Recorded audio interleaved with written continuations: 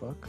I'm on some instant Welcome, ladies and gentlemen, to Kinguin Pro League Day 2. I am Noxious. I will be your host, and with me is Lothar again. We already did a day of casting this week, but this is the second one on Thursday. How are you doing, man?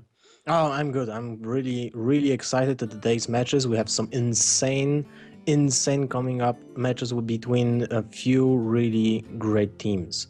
Uh, well, what can you tell us about the day one of Kinguin Pro League? So day one was actually really interesting. We had the first match was Masan versus Gara. So Masan won his first match.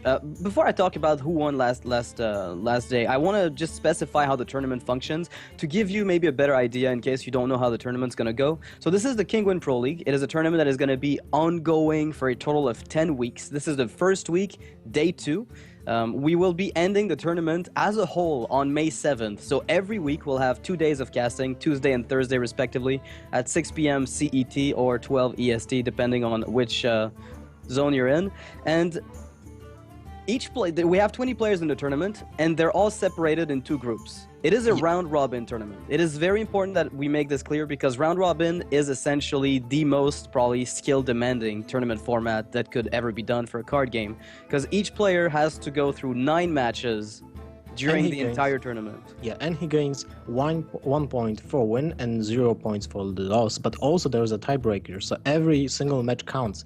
Even when a player loses, he has to care about the outcome of the match. So an example, if he loses at 3-2, he only loses 1 point for the tiebreaker. And if someone has the exact same big points from matches won, then the tiebreaker will determine which place the player will take at the end of the whole season. Yeah, it is actually really important because players who lose 3-0, for instance, and get swept, lose a lot more in the process than a player with 3-2 would in effect lose. And that is really important because it allows them to go through to the playoffs, because the way the tournament is structured is we have the group stage, which has 10 players in each group. We have group horde and group alliance pitted against one another, sort of. And within those groups, the first 3 players are going to move on to the playoffs. So second player and third player will go to the quarterfinals. The first player will go directly to the semifinals, and the 4th to 7th will have a chance to go in the second season of Kinguin Pro League, and the season 2 of Kinguin Pro League will open up the last 3 slots because the 3 players, the 8, 9, and 10, will be disqualified, and those slots will be open in season 2. 2 players that can qualify through open qualifiers and maybe have a chance to play with some of the top players out there. So that's a really nice opportunity. If you're looking to play in the Hearthstone scene, and you think you've got what it takes, that's a really nice opportunity to do so. Yeah, I think it's awesome for the community to have a chance and get 6 players in from the open qualifiers to a really long and viewed by really insane amount of viewers on Twitch open tournament. So it's a chance for every single player to make a splash on the pro scene. Yeah, and which is actually a lot of people have been complaining about, how hermetic it has been, where a lot of invitationals go on and we rarely ever see new people. The first season is invitational to actually select, this is the first kind of iteration of the tournament. And then in season 2, after the tournament's got, a lot of hype, because honestly, there's a lot of hype around this. This is arguably one of the most skill demanding tournaments out there because of the format itself and the amount of games that have to be played. The more games, obviously, the more consistency you need to have. And this is probably the trademark of the tournament. And then when the open qualifiers show up, that's going to be a really good way for new players to enter the scene, and that would be quite amazing. I mean, I'd like to see some new blood. Yeah, and if you think about it, like in season 3 or 4, an example of Kinguin Pro League, you will see, the exact same amount of open qualifiers. So, an example, if that's right, from season 2. 6 players will sustain and go to season 3, then 6 new open spots will open for the open qualifiers. And yeah, so then in season 3 you could have like 12. Yeah, so it's really building up to make like a professional league that you have to sustain a really long-term tournament to be in it. So I think it's really demanding, and the rewards are really great for the players and for the viewers, I think. Yeah, I think it's I'm actually really excited for the long-term series of the entire thing. So last week. Sorry, it feels like last week because we just casted the tournament 2 days ago.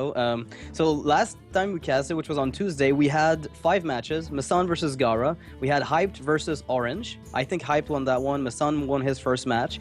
Zixo versus Kibler. Zixo took it 3-0 versus Kibler.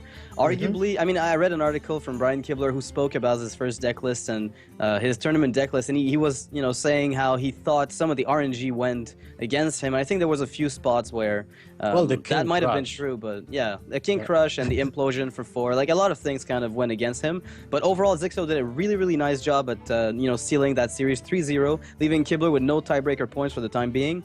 Kolento versus Trump. Trump took it 3-1 versus one of the player favorites and probably one of the most consistent players in the scene overall, Kolento. And in the last one, we had Frezar versus Show, and Show took it, I believe, 3-1 as well. No, it was 3-0. That was the second 3-0 as well? Yeah, we have 2 sweeps. Wow. One was made by Xixo, and the second was made by Show. And what is also worth noting that Xixo and Show were on the same team, which was Root Gaming some time ago. A long time ago, yeah, that's right. Show wins for Complexity, you know, the team I'm on right now, and we have Zixo got picked up by Team Archon. Understandably, one of the most probably consistent, or at least he made one of the most consistent ladder performance, at least. Like, he did a lot of open qualifiers, always got through them, never quite got the results he wanted at the very end of those. But now that he's picked up by Team Archon, his visibility is increased, and he can finally just get into tournaments very readily and show just how good he is at the game. And he's been very good in tournaments so far. Yep. Of course, I remember when we were together in Band Key Dynamics and he was my teammate. That was a really harsh time for us together because, you know, you had to battle for the spotlight. So I'm really happy that he made it and he's now in Team Archon and he got the spotlight, as you mentioned. Yeah, so the thing about this tournament is I also want to talk about the format. It's going to be Conquest format as opposed to Last Hero Standing. That's been kind of, I mean, Conquest has been picked up by a lot of tournaments recently, understandably so, because it does, you know, mimic the ladder experience in many ways, because you come with decks that have to be very well rounded, because the requirement of a Conquest format is that each of the deck you bring must win at least a game. Yes, so exactly. You can't simply just sweep with a single deck. So we'll not see a Hunter 3-0, a Warlock 3-0, or whatever OP deck. We will not 3-0 anyone. So it's a great. I also think the Conquest format increased the quality of streams and the quality of entertainment for the viewers watching the games. And also each viewer can instantly relate to the ladder with the decks that the players are bringing to the Conquest format. So you can just try a deck from the pro players and, you know, play it on ladder by yourself. Yeah, it's going to be very simple to transition from watching the tournament, getting the deck lists afterwards, just to go to the ladder directly. Now, whether or not that this will affect the ladder metagame at all is yet to be seen, but generally speaking, public events or, you know, tournaments and deck lists that they have will generally affect the ladder metagame slightly. So paying attention maybe to what's going to be going on in this type of tournament could be kind of interesting. So today we're going to be having 5 more matches.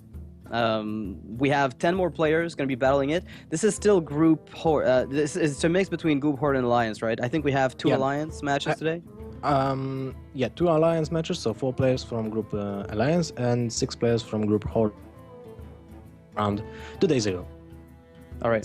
So yeah, the first match will be Kaldi versus Reynald, and Dog versus Amaz will be the second match. Then a team kill between Nihilum members, RDU and Life Coach. Then we have a really interesting match between Savage and Strife Crow, and last but not least, Firebat versus Tice. Yeah, these are really, like, this entire tournament roster is stacked, like completely stacked. Every player that's in this tournament has proven just how good they are. It is an invitational, mind you, but these players are not to be trifled with in a kind of dramatic manner. They're very, very solid players that have had consistent tournament results in the past. Some of them kind of the down low recently. You know, I'm looking at you, Team Fnatic, with not exactly the best performance, but this is a really long-term tournament, and we have, you know, they have 2 players in the tourney. They can definitely just swing back and get the spotlight all over again. So first match, Kaldi versus Reynald. What do you think they're going to be playing? Well, Reynald is currently in China, so I don't know if their meta game will affect his choices. You know, Yeah. I seen some crazy decks from the Chinese players, like a mage with ice blocks and pyroblast, but not freeze mage. Kind of like, you know, What? a aggro with leopard gnomes and stuff like that. Yeah, really interesting deck choices. So aggro control, or is he just like so aggressive that he has to taunt up behind ice block to just live long enough? You just play the ice block to get an additional turn with your fireballs or pyroblast and something like this, just to finish off the game. I think I need to go play on Asia servers right now, just to see that. That's gonna be cool. I don't know if this will be the case, if Reynald will see those crazy decks and bring them to the European or NA meta game, but we'll have to see. But also, what I wanted to like back for a second, when you said about the tournament being invitational, when you think about it, how many players here are like, you know, the first invitational players ever, or just they proved themselves in ladder and at open qualifiers? If you think about it, there's like, basically that's not an invitational. Well, yeah, these people are solid. They're very, very solid players. Like, I'm just looking at Thais alone, for instance, just climbing through open qualifiers non-stop in the past. RDU, Life Coach, Orange, Colento, Hyped, Kaldi Dog, Firebat, Gara, Show, Sixo, Strive Crow, Savish. It's an incredible lineup. Those players have all proven their worth on all occasions. So I can't really say it's an invitational, in my opinion. Right, it is, but it's also like, you could almost argue that it's a merit-based invitational. So this tournament, we've seen a lot of like a higher representation of mage and hunter. We've seen a lot of that in druid as well. Last day on Tuesday, we saw very few warriors. We saw like 3 warriors, I think, which was a lot more than I expected. I did not expect to see this many warriors in this meta game. I assume they all expected to see a lot more oil rogue, because warrior tends to be, you know, slightly capable of, at least well capable of beating oil rogue, giving a good line, a good setup, because there's only so much burst that rogues can have. Yeah, but do you think in conquest format, is it like viable to bring a counter deck? I don't think it's actually as good to bring, you know, a specific counter pick, because Conquest, unlike Last Hero Standing, it's not like you get eliminated with a deck and suddenly the deck you just lost to is going to come back up and you need to counter it. No, in fact, it's the very opposite. Once you've been beaten by a deck, it's out of the way. So if Oil Rogue wins against something you've got, that's it. It's out of the roster that you have to beat. So can you really justify keeping Control Warrior, since unless you RNG, you blind pick the perfect matchup, it's going to be pretty hard to get value out of the Control Warrior. Yeah, exactly. That's my thoughts are exactly the same. So we see the deck choices, I mean not deck choices, class choices from both players, so we can talk about it. Kaldi brought Mage, Rogue and Warlock. Interesting. Okay. I didn't see Hunter? that setup yet, I think, like Mage, Me neither. Rogue and Warlock. And Reynald, wow, another Paladin unique Rogue. lineup.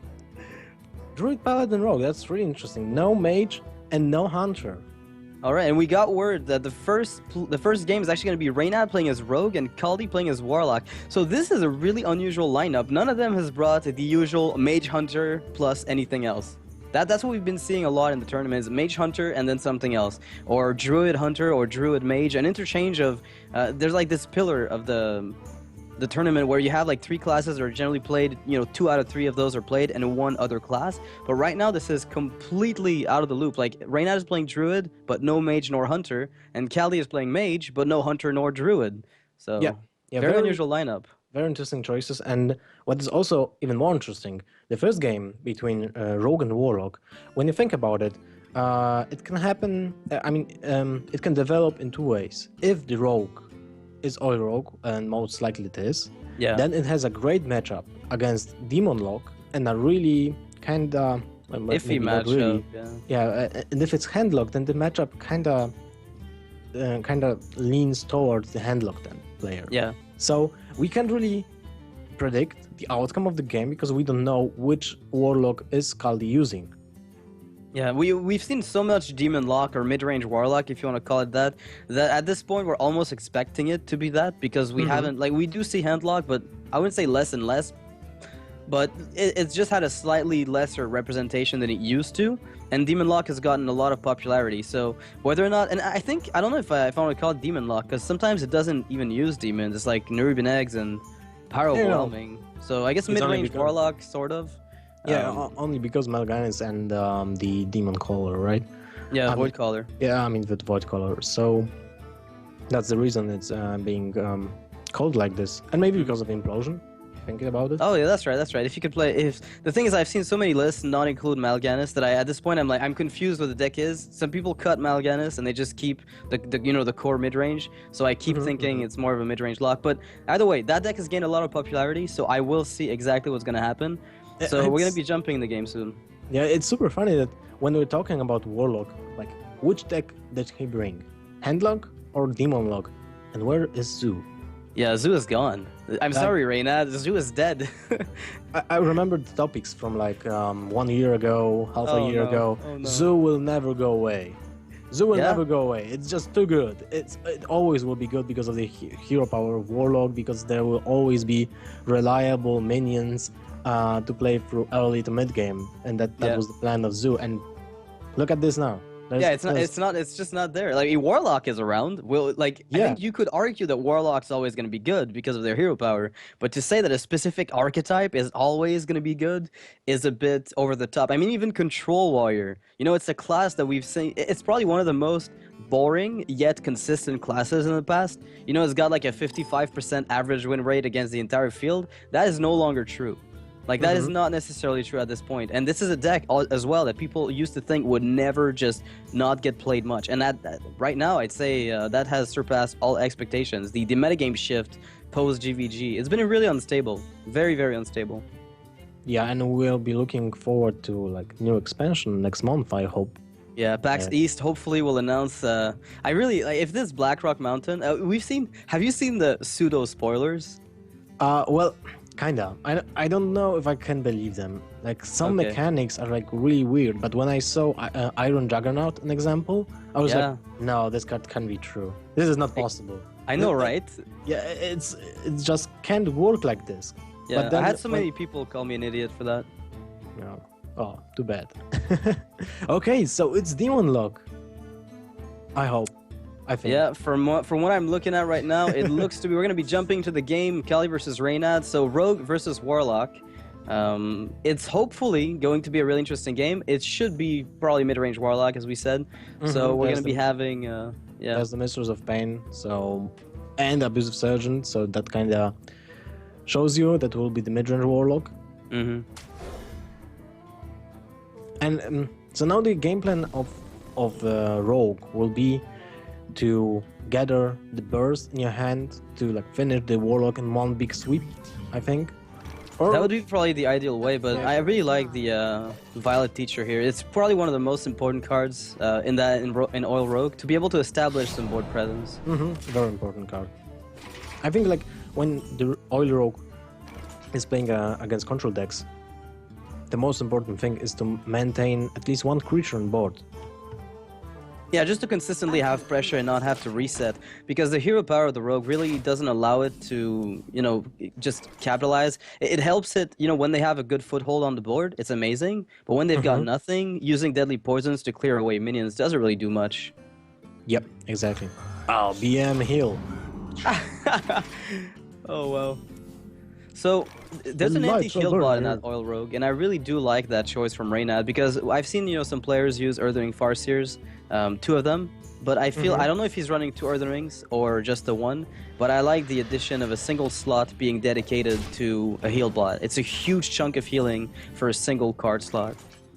Oh, second Violet Teacher. But yeah, you're right. The anti-heal bot brings a lot of value in very huge amount of matchups for the Rogue. But the problem is, it's a 5-drop. So what do you drop from your deck just to, put that anti-kill bot in? So most players are dropping 1 Farseer, but then you're kind of dropping the curve a little bit. Yeah. So a very tough choice. An example, I played 2 Farseers and 1 anti-kill bot in Kinguin for Charity.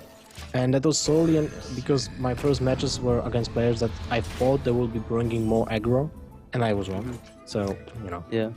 So this play here from, I mean, Kaldi was probably looking for something like a Hellfire soon, but he hasn't found anything, so he coined out Loatheb, which still allows Reynald to pay 5 mana for a backstab and trade away the Earthling Farseer. When So you think it's about still it, not not too so bad. Yeah. It's still not too bad. It's very important for the rogue to maintain board control against control decks, so I like the play. The backstab for 5 mana Oh, it's definitely good, yeah. was definitely justifiable. No, definitely a good play. It's kind of, it feels awkward, but at the same time, do you really want to overextend into a handlock or a warlock with Shadow Flames and potential insta-board wipes? I don't think so. So now the question for Reynald is, do you use sap on the egg? You know that the mid-range warlock is playing power-roamings and abusive sergeants, so you might kind of be fearing that, and also there will be most of the time one Shadow Flame, so you can't really. I think when you're facing a warlock which archetype is only bringing one Shadow Flame, you can't really play around Shadow Flame. You just go like, you know. Yeah, you have to play it as though exactly. You can't play around things you can't beat, right? Rule number 1 of Hearthstone. If you know you can't beat something, just hope he doesn't have it. Yeah, if it's impossible for you to beat it. So he left the egg, and this might be a really This is a bit crucial thing. awkward because there is, you know, Power Overwhelming with Shadow Flame Coil. That's a full mana saturation play. What about 2 power-overwhelming Shadow Flame? Just to deal 8 damage? Yeah. I don't know if you really need to because you still keep the 4/4 in the end. Like, you can clear the entire board with just 1 Shadow Flame. He attacked with the egg in 1 Violet Teacher and then Shadow Flame. This might be the better outcome, just because there's an anti-kill bot in the rogue's hand. So that 8 damage to the face with the power overwhelming will be kinda not important at all at this point of the game. I think the Warlock wants to exhaust the Rogue's options, but that's not gonna happen. Oh, wow. Reynald just sprinting back to full hand. This is a really passive play, but I guess it's somewhat understandable. I thought he was going to prep it, but then again, which minions are you gonna get? Unless you top deck SI7 and Backstab, that would have been very weak. So very slow play, but it's still somewhat viable. If he manages to get a good Blade Flurry eventually, this could pay off. Very interesting choice that Reynald didn't use the prep for the sprint. So it's like, you know, he wants to keep the prep to get more value out of the turn when he has to deal damage. Yeah, I think he's gonna be trying to get himself the biggest possible Blade Flurry ever. Yeah, that's very important. He's got 2 Deadly Poisons and a Tinker's Sharpsword. Well, that can only work one day. He's just got to hold on to them. Yeah, do you... wow, this is a bit awkward. If you drop the anti-heal bot, any of the minion that attacks it is going to be more... I mean, Fan of Knivesable, I guess. There is that. Otherwise, this is kind of mediocre, honestly. Ah, there it goes. Well, Hello. you need to keep the sap for the Mal'Ganis or whatever will pop out of the Void Color, right? So Well, yeah, you could even be even more annoying and just, you know, you eviscerate the Void Caller eventually, and then you kill Mal'Ganis with a big Blade Flurry. don't you think that that's kind of a loss of damage when there's to use Blade Flurry when there's Mal'Ganis on the board? You can deal then the damage to the hero. So it's actually, yeah, that's right. It actually immunizes the hero. Yeah, I don't know. Immunes the hero. I don't know how to say it. I would like to see here a Deadly Poison attack phase, Blade Flurry, and Sap on the demon that will pop out from the Void Color, but Reynald doesn't agree with that kind of play, and I don't know if this will bite him back. I think what's going to happen is by playing Healbot, Reynald is saying, I'm gonna have to force you to... Wow, Doomguard comes out. Immediate value. This is actually almost better than Mal'Ganis right now. I think that's the best energy here. Arguably here, best outcome of that with that Void Caller popping out. The Fen of Argus going to heal, make the Mistress of Pain just completely negate the life tap that occurred this turn. Okay, well, that's a pretty nice AoE turn. The problem is Reynald will have to use the Tinker's Oil for that. And he can't deal damage to the face. Do you sap anything? I don't... There's so many different things you can do when you're playing Rogue. Like, there's so many play styles you can go, and my playstyle of Rogue would be completely different from the Reynald style that he just presented here. What do you think about Deadly Poison, Prep, Tinkers, Go Face, and then BF? No, it's too much damage, and you're pretty much all in on the play. Yeah, exactly. And that's why I would like to see a Blade Flurry done before. Yeah, that would have actually allowed him to just clear out, but he was probably hoping to get a second one, but now that he has it, it feels kind of bad not to have done it last turn. Well, he's gonna go for a slightly longer game here. He's gonna be able to prep a sprint if necessary. Although at this point it's probably best kept for a massive amount of burst. The problem is he already used one Eviscerate. Yeah, one of them is gone. So he can deal Wind Fury attack with the Blade Flurry, right? So it's basically 4... It's 16 damage right away. Yeah, 16 damage right away. So 5 damage of lethal next turn, right? Yeah, he's gonna be 5 off, assuming no life tap comes in, no heal bot, nothing. Oh, wow. What a heads up play. This is not at all what I was expecting. I actually forgot that Mal'Ganis buffs the demons. No, it's a really... Yeah. Implosion and Mal'Ganis is a crazy combination. If you Implosion and they don't kill them, suddenly you won the game. Ouch. Is Reynald going to take that to the face? Yes. Ouch.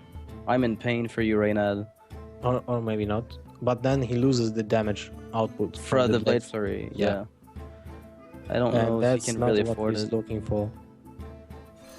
If he just uses the Tinkers for just 7 points of AoE, like a really big flame strike, I think that's too much damage that just was thrown out of the window. Oh wow. So he lost effectively. I mean, he gained 9 health.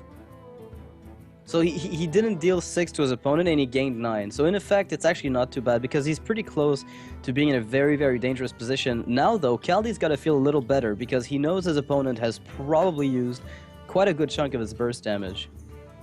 So many possibilities.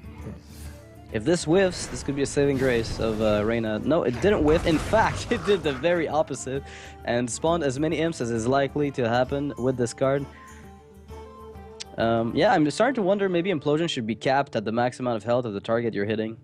What about the inversion? Like deal 4 damage, spawn 2 imps, deal 2 damage, spawn 4 imps?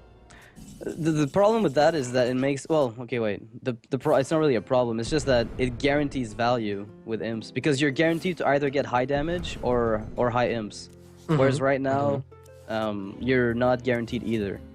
So by making that change, you would make like 4 damage 2 imps. That's incredible. Or, you know, 4 imps 2 damage. That is also pretty solid. So if you invert it, you're making the card in effect almost better. Although a lot of people might not agree. I think giving it 4 imps 2 damage is still really, really strong. Because in effect, you're giving them the same amount of maximum value they could get. Yeah. Either way. Let's look at this board from Reynald here. Having to deal with Sylvanas, probably not a very hard thing since he's got a sap. Now it's really tough for Reynald to deal with sap, dagger, blade flurry. I mean, I'm not saying it feels good. I'm just saying, what do you do? I mean, you could attack Sylvanas and keep your sap, honestly. I think you have to use the blade flurry with deadly poison. Yeah, I like this line of play here from him, allowing him to put down the Earthling Farce here, using preparation on that Blade Flurry. He's already used 2 sprints, so which better target is there, really? God damn. This is a crazy hand here from Kaldi. He's got options, he's got healing, he's got a demon. Yeah. Well, the problem is... How does Reynald kill his opponent ever now? Yeah, there's no way. Yeah. There's no way. 26 health, 29 with a Void Caller. That was the problem with those Blade Flurries. They had almost no value. Well, we're looking at a pretty good board, though. There is no Hellfire and no removal. If Drake comes out... there is still hope. There is still hope. So you backstep the bot shift the Void Color, go face for 3 points of damage. What happens if Jiraxis comes out? I mean, this is probably the tricky decision is, what do I do about this Void Caller? I think you have to ignore it. Do you just sap it? Nah. I guess you could, but it's probably not worth it. You want to get taunts out of the way, maybe? Alright, Reynald makes the call. Sap, use on the Void Caller, goes back to the hand. So this is going to prevent Lord Jiraxis from coming out as a body to taunt up with the Defender for now. Oh, pretty nice stop deck here from Kaldi. Getting one of his 2 Dark Bombs. Likely 2 Dark Bombs. I can't imagine any Warlock not running 2 of those. Life Coach is running Warm Dark Bomb. Alright, well never mind me then. Well, the Dark Bomb will come in handy here. I mean, this Drake now has to contend with 3-4, which is manageable, but that 4-4 has got to be eviscerated, which takes away again... Oh, wait. Blood Mages. That's a shift for 3 points of damage. Yeah, that's a crazy amount of damage for a 2-mana spell. And it draws a card even. Yeah. Wow. Oh, wow. Okay, so he This is can crazy. Now... But, oh, he's taking them. Oh, that's interesting. Like with that... Okay, so Reynald did come to a conclusion that, okay, I just use almost every single damage source, and I have to count every single damage. So yeah, and I like his line of play actually right now. No Hellfire, and he's probably gonna be pretty fine. Oh, ouch. Second Dark Bomb. Ouch.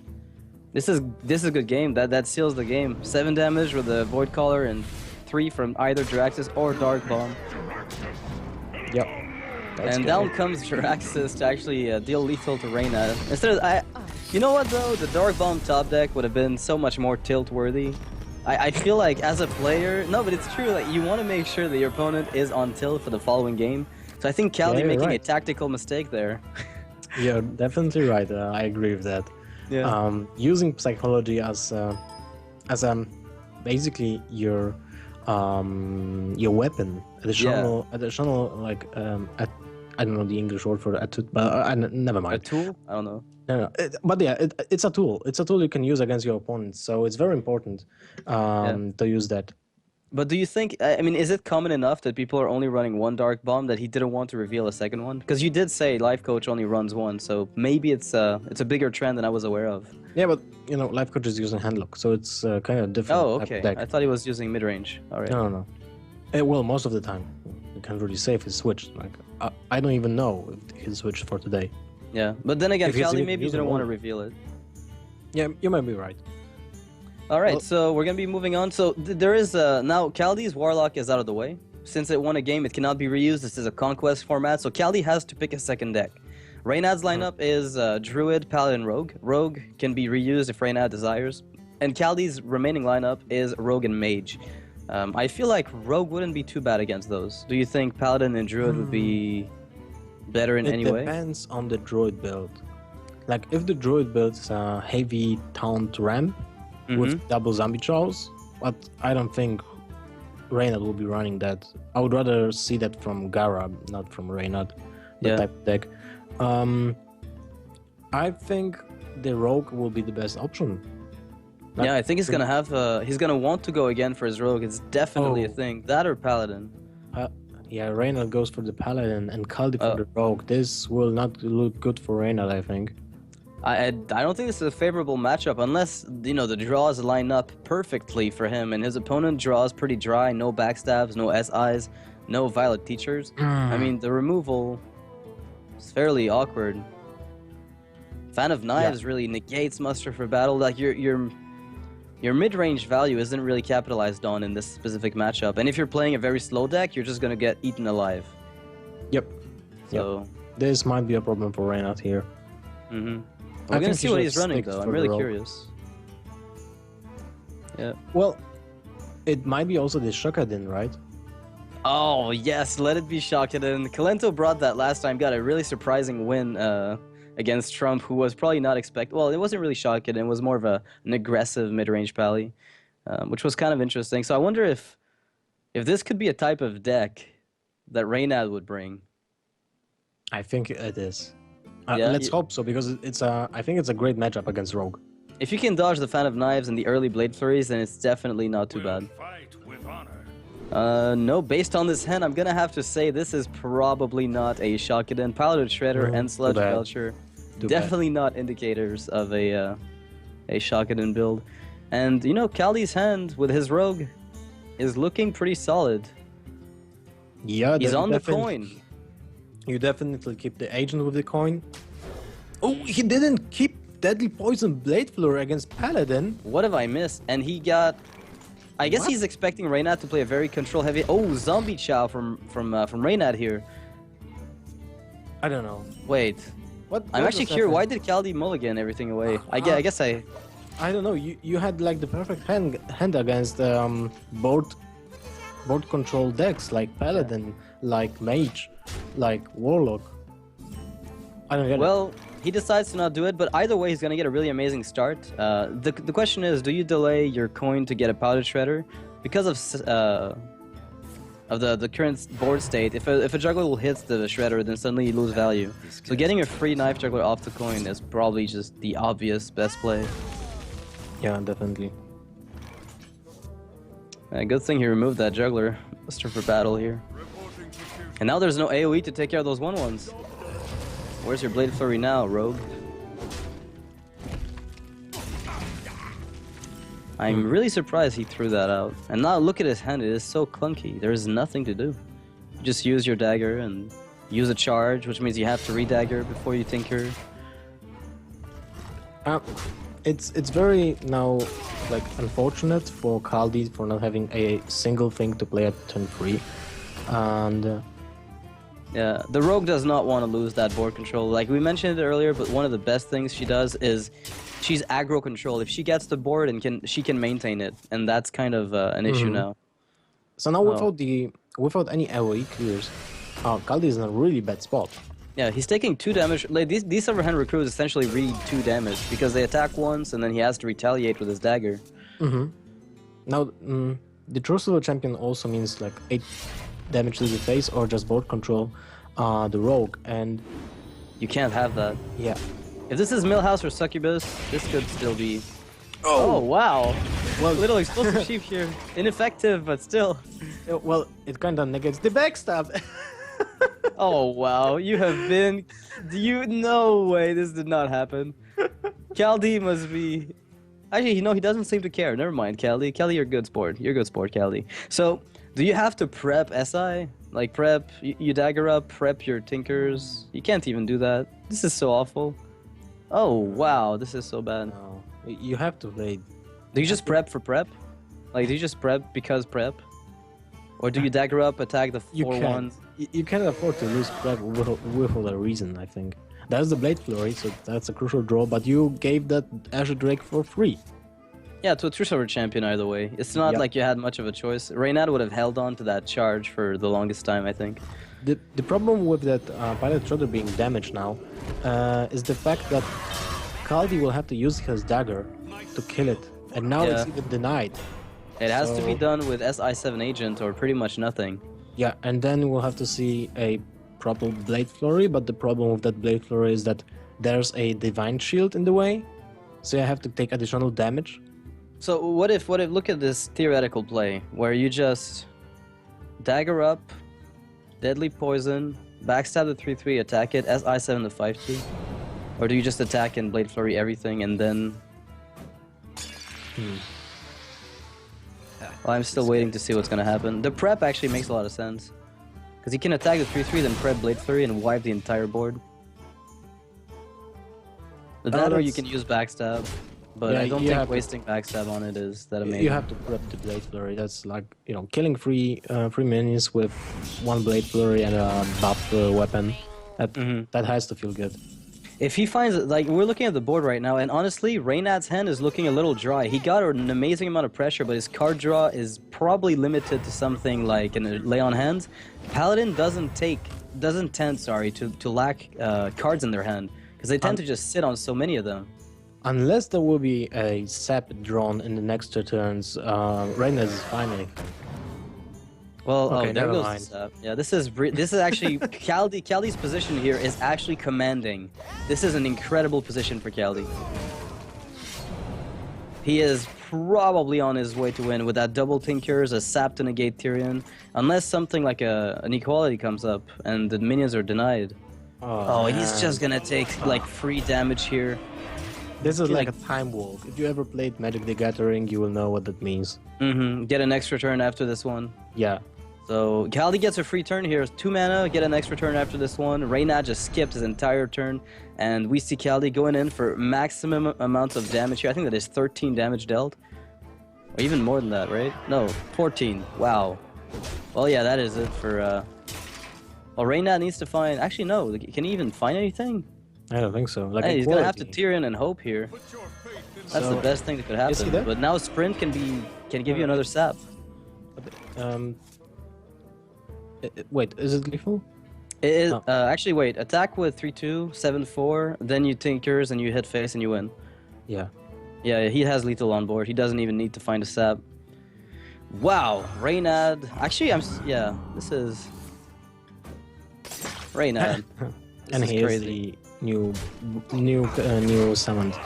Just but in it case doesn't the game make any goes on. difference. Yeah. All right, well, that will be it. Kaldi going 2-0 over Reynald, wins with his Warlock and then his Rogue in a very convincing way. I'd say that Rogue win.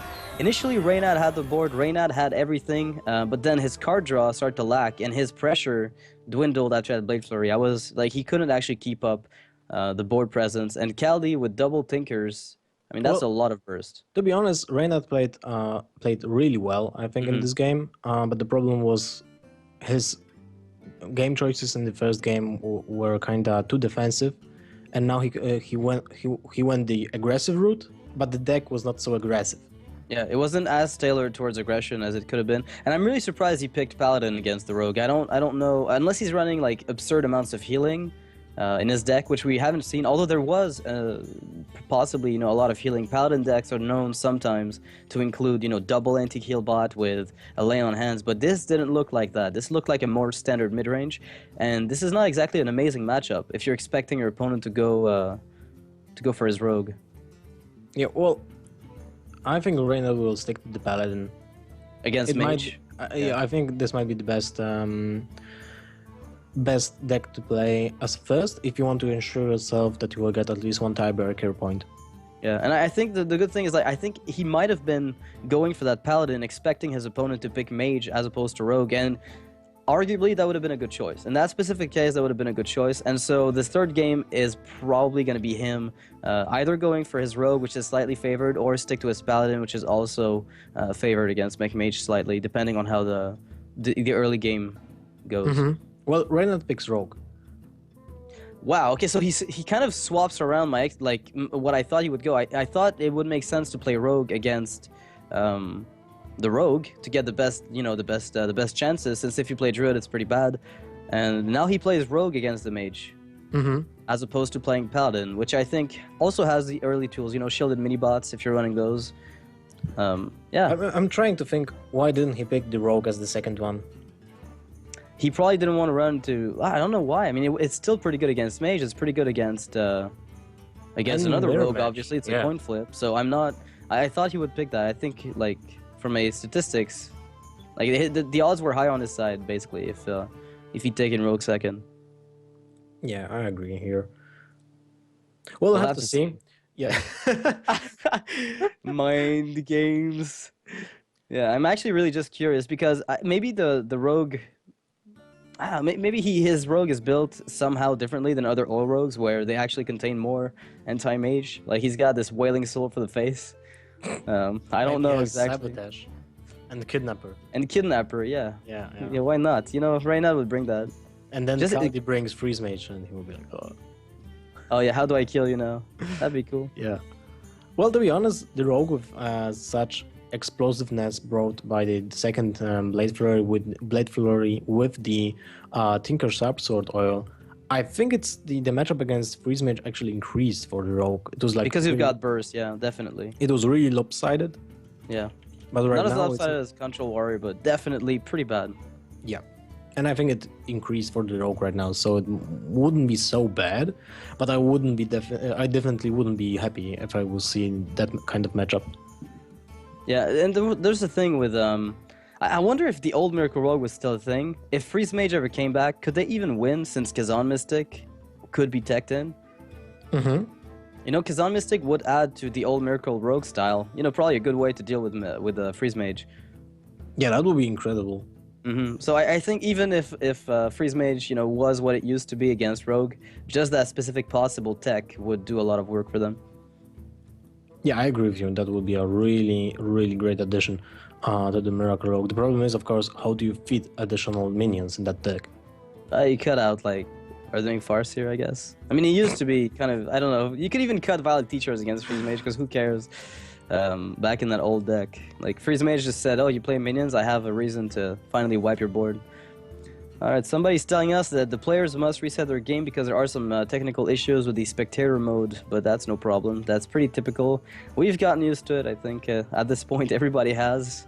Yeah, I was really laughing myself off when there was the life coach match against, I think, Hosty, and the game lasted so long that the spectator mode was disconnected by default. Really?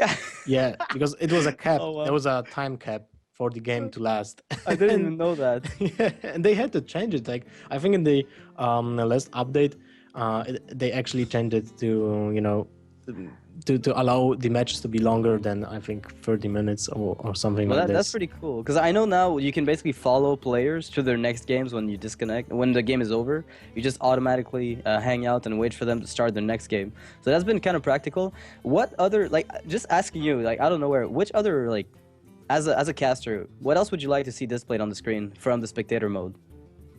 I'm actually curious, because I haven't really thought about that too much, but I'm thinking if Blizzard wants to, make the entire thing even better, that could be kind of nice to have, like, extra perks on the spectator mode. Extra perks, like maybe replays after the game to save the Free play replay. would be nice. Yeah, Yeah, that'd be nice. and maybe jump to when you can jump to a specific turn, an example, like timestamps. Okay, on a so you can just replay. go backwards, kind of like Yeah, a poker yeah. game where you can just, like, look at Mhm. past turns and how the things ended Exactly. up. Okay. And well, this would require the deck list to be open to the public, so it doesn't really make sense, like the chances of drawing a specific card. But that's too much, I think. Oh, I think it would be nice as a caster, but since it can be abused by the players themselves, I don't think that would be very Yeah. viable. You got any ideas? I don't know, I'm thinking about that. That'd be, like, I'd really like to see additional things on Hearthstone. Like, the point of view swap, I guess I'd like. If both players are friends, it automatically swaps point of views, or at least the cards, in the proper sense. Because I think they're still upside down at the moment. But that would require a little bit of a rework interface-wise, because the way that, classes are set up, or the portrait is set up, it's made to accommodate for the card positioning. Whereas if you flip them, then suddenly it hides behind the portrait. So Blizzard would have to create kind of a new spectator mode interface a little bit, but that'd be kind of nice. Yeah, but I don't think they want to change the interface. Did you see that really great presentation about the interface being designed for Hearthstone? They have, like, the whole philosophy behind it, and everything just sticks to being in the box. So they want to unify the whole interface, the whole UI design. So changing the interface for a specific Right, just for Spectator spectator mode mode, is- just within it, like the spectator mode, having the cards up top being flipped. All right, so we're, I think, about to get in the game. The two players got their problems resolved, I believe, as far as I'm aware. So it is Mech Mage from Kaldi here against Reynald's Rogue that we saw earlier. So the explosive opener, Mech Warper double Clockwork Gnome. On turn 1. Do you think that's the way to go against I a think- rogue without a coin? This is so insane. And Reynald mulligan away. And turn 2 Fan of Spider Knives. Tank. What? Well, I think he was Prep Fan of Knives? Yeah, he was feeling that kind of opener for rogue. Okay, he must have been afraid of the Prep Fan of Knives to insta-wipe his 1/1s. Well, to be honest, Oh, he got wow. a better draw than two Clockwork Gnomes. Mm-hmm. Like turn 2 Mech Warper into Mech Annoyatron. Warper into an Neutron. Yeah, Yeah, double this is Mech kinda Warper and insane. Neutron. There's no AoE in Reynald's hand. He mulliganed away the Fan of Knives. So the preemptive attack on the Cogmaster is really nice, but the problem is there's one counter to it. And that's exactly what will happen.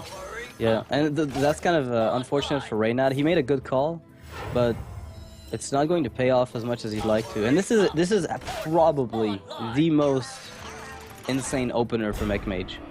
Oh, I mean, it doesn't get much better than this, unless Reynald finds some kind of Blade Flurry right now.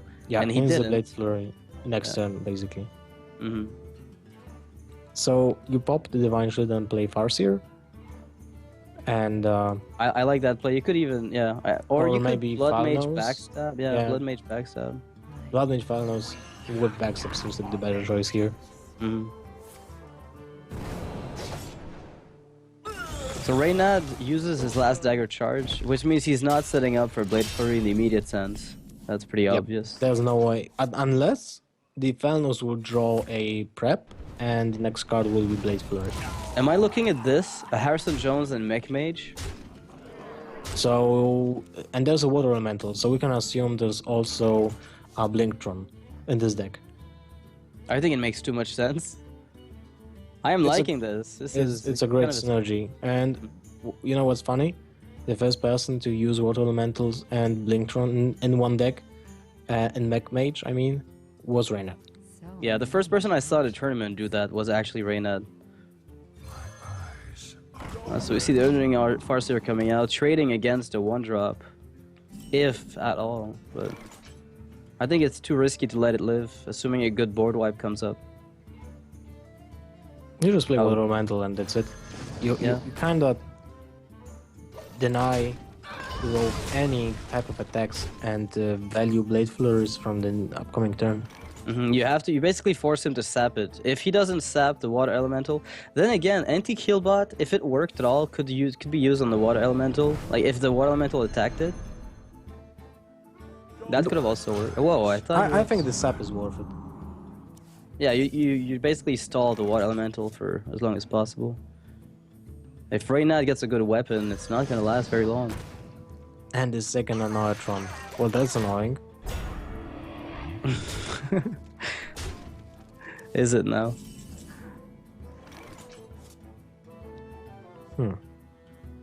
Well, this has been my ladder experience for the past months. I don't know about you, but for the past month now.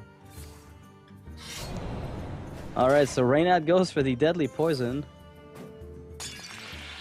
I think at this point, it's not like he has much of a choice. He can wipe the entire board by trading away his Farseer. Well, he will use Eviscerate rather than his Farseer, I think. He can do both, though. He doesn't have enough mana. Oh, yeah, right. Oh, sorry. I'm stupid. No, I just didn't see it. It's okay. Alright, so... Kaldi, though...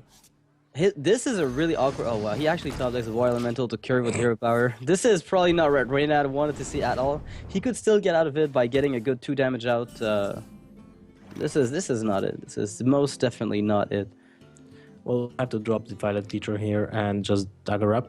Dagger Up doesn't make any sense. Yeah, because you just lose the dagger. But, Yeah. I mean, Eviscerating is your only way to make sure the Violet Teacher is going to take it away. But that's a lot of damage wasted. I guess you can't really argue when you're in that position, though. You know, beggars don't get to decide what happens. Oh, that's harsh. Yeah, but that's kind of the position he's in right now. He's trying to find answers, but nothing is going on. And Dr. Boom... Oh, Blinktron, hello! This is a really awesome hand for Kaldi for a Freeze Mage. For a Mech Mage. I don't think I'm actually liking... I like looking at this. No, I don't... It's not necessarily good, but it's fun to look at. No, that's game, I think. Even with the heal bots. You can't do anything. Wait, what if you... Well, the Violet Teacher is kind of Eviscerate anti-synergy. Tinkers... in Loatheb and Eviscerate is somewhat playable. You deal with Dr. Boom. But that Elemental... That Elemental... The problem is that Kaldi has basically an Ancient of Lore in his hand for 5 points of mana. Which he's going to use right now, and Reynald is probably going to be quite surprised. We don't see it on his image because he's actually in China. It's like 2 a.m. Guessing he doesn't want to turn on the cam, but he must be a little surprised by this Harrison Jones. I mean, it's not a very common card you see in Mech Mage at all. Maybe not Reynald is playing. We have no camera though. Da-na-na-na. I think a Canadian guy went to China. I know Dog went there to help them, like to play with them. So maybe Dog is actually playing Reynald's match right now. We will never know. Yeah, I don't see a way out for Reynald here. Yeah, me neither. The fireball is just too much value. I mean, face value, and This guy's toast. Mage at 27 points of life. Rogue still being frozen. Oh. My name is Boombot. I'm a fair card. Alright, so fireball to the face. And fireball. That's gonna to the seal face. it. Double fireball. This is kind of like the double top deck. Back-to-back top deck, and that means Kaldi is gonna go 3-0 against the Lord of the Sodium, NACL. So we'll actually see Reynald go 3-0. So it's not really a big deal. I just want to point it out. Congrats on Kaldi for winning. Reynald, unfortunately, not getting any tiebreaker points for this, but it's a round-robin tournament, which means there will be many, many more games for Reynald to play. There's 8 more matches for him to go through before he's actually, really, he's got his final score settled. It's all about getting that, top 7. In fact, you want to get top 3 to get into those, playoffs. But if you're still invited to Season 2, it's still not that bad. And then, unfortunately, if he ends up in the bottom 3, then that's going to be another story. But tournament still going on for 10 weeks. Reynald's got a chance to come back in this, just the first match. Kaldi must be feeling pretty good, though, getting a team for his a win for his team, Fnatic. That's true. That's the first win for Kaldi and first win for Fnatic here. And well, too bad for Reynald. Tempo Storm is 1-2 in the first week. Yeah, we have three members of Tempo Storm playing in Kinguin Pro League. So the problem. Yeah, we had Gara hyped won his tournament, his first match. Yeah. Gara lost his, and yeah. Yeah, But you know what? Dog is up next, I think, which means it could have been Dog playing Reynald. It might be it. It might actually be Dog. Well, Dog is versus Amaz. But man, I'm looking forward to Amaz versus Reynald match. When is it coming? This will happen. I'm not Yeah, sure. it will happen eventually because it's a round robin. So we know that Yeah. eventually Reynald will be facing Amaz. This should be like the ultimate showdown. It should be kind of fun to look at. When you look at the player base here, there will be so many exciting matches and so many stories to tell later on. Yeah.